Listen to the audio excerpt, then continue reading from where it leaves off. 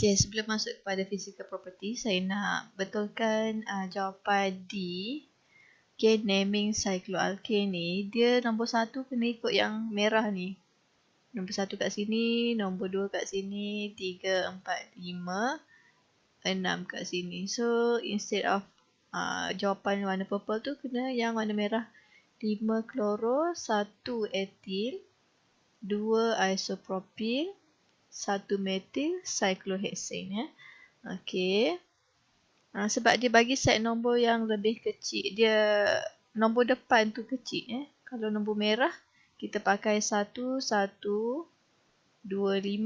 Kalau nombor purple 1 2 2 4. 1 2 2 dengan 1 1 2. So kita nak 1 1 2 lah. Okey, physical properties.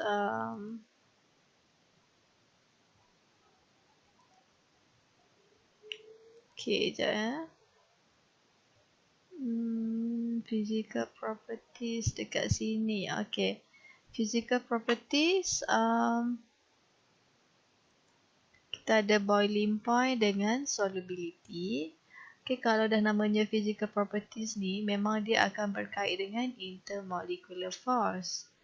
Okay, kita ada juga sini physical state. Okey, untuk karbon 1 sampai 4 dia wujud dalam fasa gas, 5 sampai 17 liquid, 18 dan lebih dia solid. Okey, kenapa kalau karbon 18 dan lebih ni dia punya intermolecular force dia kuat? Okey, jadi antara dua molekul, okey, dia ada pengikat yang kuat. Jadi dua molekul ni tak boleh bergerak jauh-jauh, dia duduk setempat sahaja dan dia hanya boleh bergetar. So, jadi itu kan ciri bagi solid. Jadi kalau force dia kuat sangat, dia wujud dalam bentuk solid. Boleh bergetar sahaja. Kalau force dia tu lemah, dia bolehlah pergi jauh-jauh. Jadilah gases. Okay, jadi untuk boiling point pula. Boiling point ada dua faktor. Okay, ia depends on the strength of intermolecular force. Sebabnya alkane ni dianya contain CH bond, dia adalah non-polar, jadi dia punya force adalah van der Waals force. Okay, ada dua faktor, satu molecular weight, satu lagi surface area. Jadi kena assess faktor pertama dulu. Okay, kalau molecular weight dia berbeza, kita pakai faktor molecular weight ataupun instead of molecular weight ataupun molar mass, kita boleh juga tengok bilangan karbon. Sebab bilangan karbon lebih banyak, molecular weight lebih tinggi lah.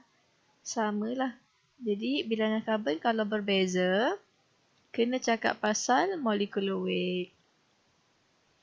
Okay. As molecular weight increase, molecular size bigger. Kalau molecular size bigger, maksudnya dia ada larger surface area. Bila larger surface area, maksudnya van der Waals force dia lebih kuat. Okay, kalau lebih kuat, maksudnya dia require more heat to overcome the van der Waals force. Jadilah boiling point dia lebih tinggi. Okay, contoh soalan butane, pentane, hexane. Butane ada 4 karbon, pentane 5 karbon, hexane 6 karbon. Bilangan karbon dia berbeza. Jadi, explain guna faktor ini molecular weight. Okay, hexane has the highest molecular weight. It has the biggest molecular size. Okay. Jadi, kalau kita tengok ukuran lilik dia ni pun dia lebih luas. Dia panjang. Pentane lebih pendek. Perimeter dia lebih kecil. Butane paling kecil lah perimeter dia. Okay, hexane has the largest surface area.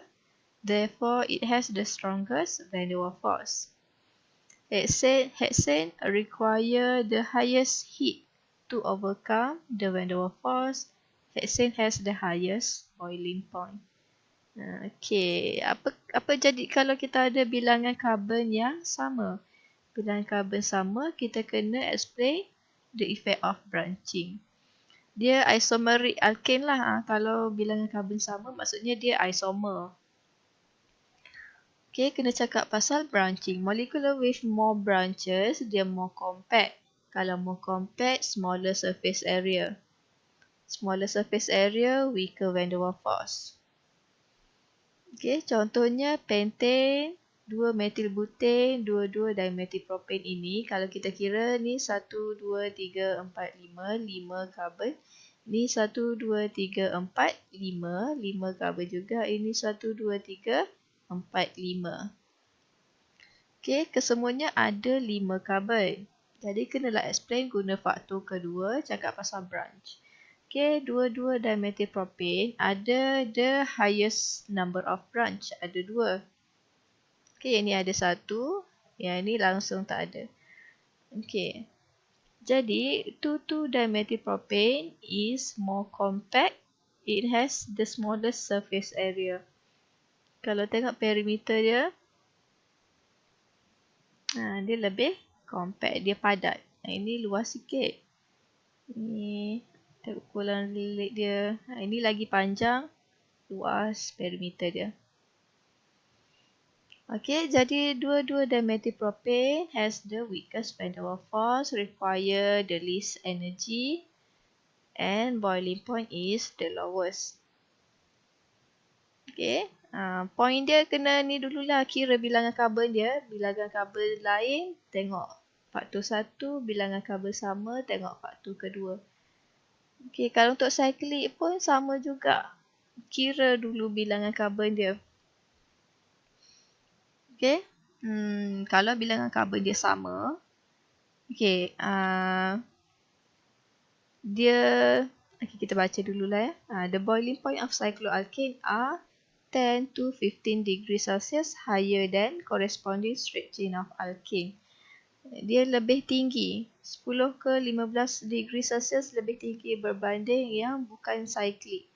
Okay, reason dia kenapa? The shape is more compact and flat. Walaupun dia more compact and flat, tapi dia punya surface area dia besar. Intermolecular force dia kuat lah. Okay, jadi kalau kita nak tengok contoh cyclobutane dengan butane. Ini ada 4 karbon, butane pun ada 4 karbon. Cyclobutane 13 degree Celsius. Kalau butane je negatif 0.5. Okay, cyclobutane ni ada boiling point yang lebih tinggi. Kenapa? Sebab dia punya surface area.